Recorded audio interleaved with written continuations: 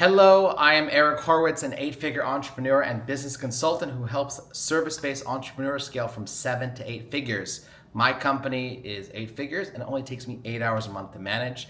I help other companies achieve the same results, including just being able to run your whole company in just 8 hours a month, which is what I do.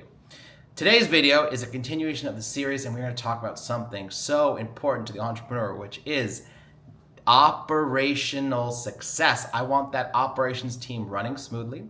It is such a key part for delegating all the parts of your company. In the overarching video, we talked about the key departments. And again, just so you know, I run Lift Enrichment, cooking classes for kids. We have a huge operations team of about, I think it's like 12, 15 people, all remote, full time. We have a team of over 290 instructors teaching these cooking classes throughout the United States. And it just runs so well but it's only running that way because of key elements to this kind of puzzle. So to the bullet points, let's start off with, this is very, very important. So I was talking to two different friends who run companies. One of them, I said, look, if you received right now, tomorrow, $1 million in new business from your sales team, in contracts, whatever it may be, do you know with certainty that your operations team, the way it is right now, could they service it? One guy, we were having dinner at Marsa Al Arab. It's a place called Kira. It's this beautiful Japanese restaurant with a stunning view of the Burj Al Arab in Dubai. And he goes, yeah, for sure. Done. Easy. I'm like, no issues. I'm not saying you might have to come in, adjust a couple things, but like overall, 90+% is done. He goes, yeah. I'm like, you have, and his business is in the 7 figures, early 7 figures mark area. You have operations dialed in. Congratulations.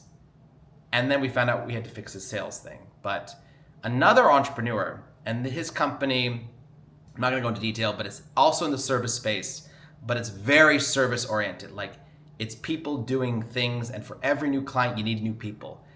And for him, I said, look, is operations fully dialed in if I gave $1 million? And he thought yes, but actually it was not. It was not the case because there was quality control issues when the people were hired, and we thought we had a good operations manager in place. Turns out this person was not the right fit, and he ended up actually having to reset most of the operations team, his operations manager and another key person.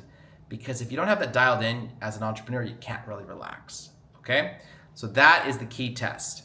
So let's go into a couple key elements of that operations system running smoothly, okay? One of them is this. There's a beautiful amount of written material called SOPs, Standard Operating Procedures, that is easily accessible by the operations team that says exactly how to get from point A to point B. In my situation, it would be how to hire a chef teacher, how to train a chef teacher, onboard, connect them with a client, and have that teacher succeed. SOPs are the lifebloods of a self-running business. We do it very simply. I've got a Google sheet with a tab that says SOPs, and in there you have things written down how to do every part of things that we have to do, including logistics with clients, how to problem solve if something happens, if a chef teacher is sick or not a good fit. And SOPs are something I'm naturally good at. I've written many, but I also have good directors that are also able to create these SOPs themselves. Now let's talk about starting from nothing with the operations team, okay? Because I'm thinking of a buddy of mine, great dude in Orange County, and he has a company that provides these experiences, these outings for other corporations, kind of corporate retreat like. And he's always kind of struggled because he's stuck doing a lot of those activities. Hikes, kayaking, all sorts of really cool outdoor stuff. Amazing guy, known him for many, many years. And his issue starts with one part and then there's a second part. So I'm gonna go level 1. His business is a lot smaller, under 7 figures. The key thing is the operational key, that administrative personnel is not dialed in. His issue was he would hire people from other countries, which I do all the time, but he wouldn't pay them much. $500 a month, $600 a month, part-time. They'd have connection issues with their Wi-Fi, with not being able to meet, without being able to work American hours. And I kept telling him with a buddy, I'm like, dude, you need to get a good operations person. Stop paying $500-600 a month. All you do is pay like $2,000 a month, and you have an amazing operational person. But you have to pay that amount. If you're getting, and eventually he'll get it. Don't hire 2 people for $700 each. Hire 1 for a good amount. It's not even that much money, especially the amount he was taking home and all that. So that person in my world, you can see in my other videos, is my current president, Slava Repetina, based in Ukraine. Remote worker, right? So she started as an administrative operational position. Like it was me, a sales assistant, and her. And step 1 is, and I taught her, and she's also very smart and self-motivated and creative, to dial in. So I would do sales and give it to her. I got this contract, literally a contract, the PDF, which I think is very important. When you're transferring information from sales to ops, there has to be a process for it. There has to be a meeting with things written down on the deliverables. We go boom, boom, you got it. I go right back to selling, okay? Eventually, that operational person was overwhelmed. She was. We hired his team, then we hired other people below her, and eventually it made sense to bring her up from that administrative coordinator level to the managerial level. So you're gonna have to have an operations manager, operations director. It does not matter what you call them. The whole purpose is this is the leader of the operations department. This person's role is to run the weekly 90-minute operational meeting and report on the 5 to 7 KPIs, which are key performance indicators.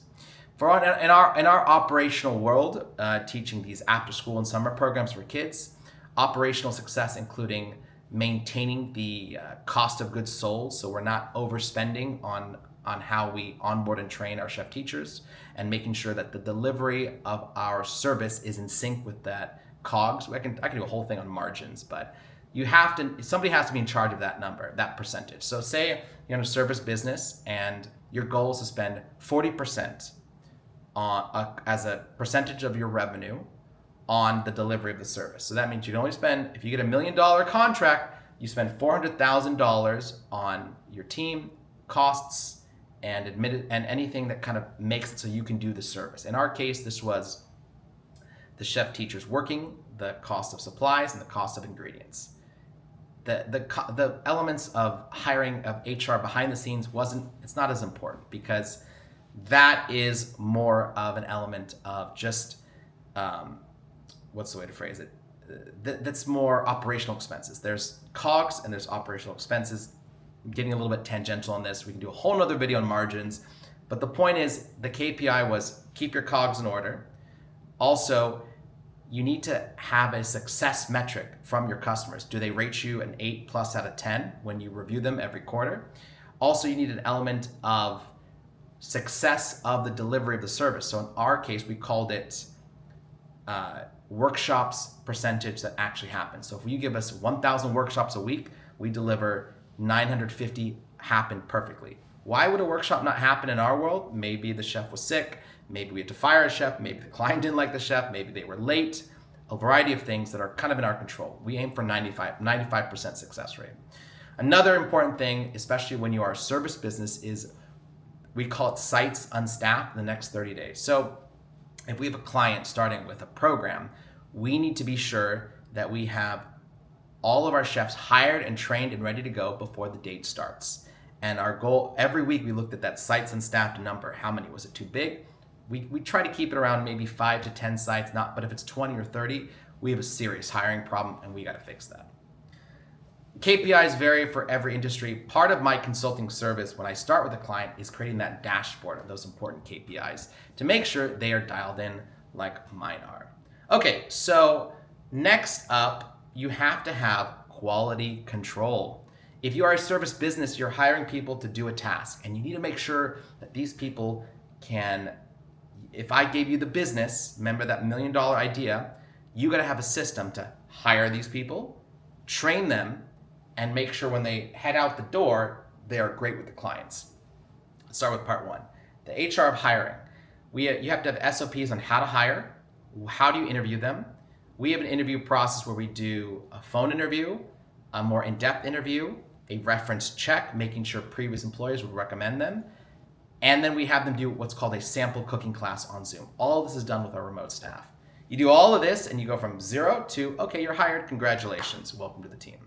Step 2 is the training. The training has to be dialed in. The training is now you go through a series of video tutorials, about 2 hours of videos, usually with me or other people talking about how to deliver the service. You got to read a handbook. You have to shadow a certain amount of classes, and you have to also do some sample classes on Zoom where you're teaching. You go through all of this, and there's a final review. This takes about a week and a half, 2 weeks. Is you're now fully onboarded, and the next part is now you have to actually teach. So you're ready to go, and you have to have that system dialed in. Now, guess what? You'll find out that in the service space, you might start here, but that person doesn't get here. In fact, let's say I need 5 instructors teaching for a client. I might have to put 7 or 8 that are hired, and I might have to have 2 to 3 times that amount interviewed. So you might have to interview 20 to hire 7 or 8, and then you lose some along the training because why? People just give up, or they don't pass a test, or they don't do their onboarding, or they don't watch a video, or they don't answer their questions. So many things happen, but that system takes them from here to here. And with operations, you gotta have those key parts. So another key part of this whole process is now you have let's say you got your operations director, you've got a team of 3 or 4 people below them, administrative help, HR help, data help, account management help. You need a way to keep them all focused every week. You got to keep your eye on the ball. You do that with 2 things. A weekly meeting called the operations meeting, delivered for 90 minutes. We follow a style developed by Traction by Gino Wickman.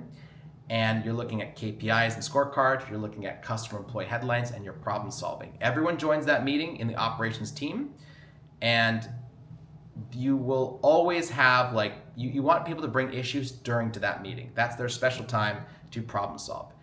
So next is you're gonna have a daily huddle. So the operations team or the whole company can meet for say 12 minutes all the time to make sure that everyone's in sync. In this daily huddle, they can talk about their priority for the day, question they might have or issue or challenge, and then they could also share, a KPI or a key number or whatever it is. Like in our team, we do what's your priority for the day, what's something you're stuck on, and maybe something successful that happened yesterday.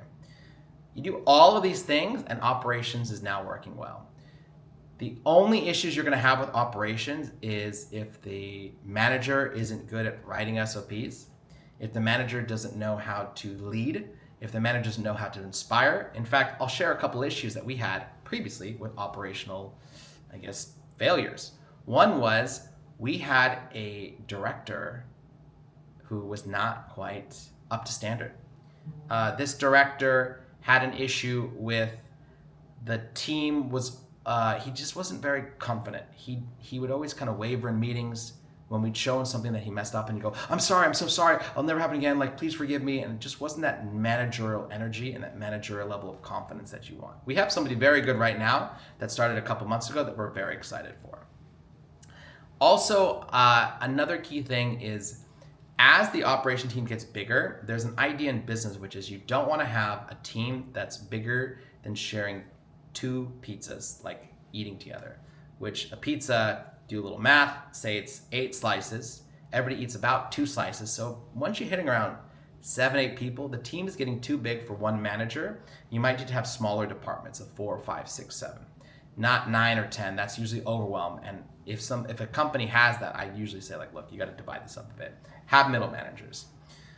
Operation success, that $1 million question, that's going to get you freedom, because the question is when I do an accountability chart and an entrepreneur doesn't have an operations manager, or this is even worse, they have an operations manager, but that person isn't fully empowered or even capable of leading the operations teams, then guess what? You are now the operations manager. So get that whole system dialed in.